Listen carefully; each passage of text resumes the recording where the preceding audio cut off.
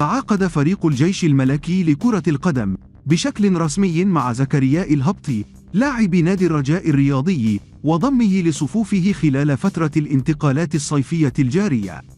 وعزز الهبطي صفوف الجيش الملكي وانضم إلى صفوفه بموجب عقد يمتد لموسمين رياضيين مقابل منحة سنوية قيمتها 130 مليون في العام الأول، على أن تنضاف إليها 10 ملايين سنتيم خلال الموسم الثاني.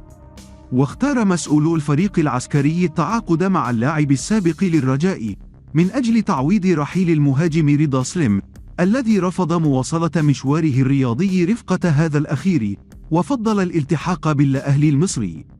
وكان الهبطي اضطر لمغادرة الرجاء الرياضي بعدما بات خارج حساب مدربه الألماني جوزيف زينباور، علما أن صفقة انتقال اللاعب المذكور للفريق العسكري تعتبر ناجحة لهذا الأخير، خاصة وأن اللاعب المذكور يعد من خيرة اللاعبين الواعدين في الدوري الاحترافي.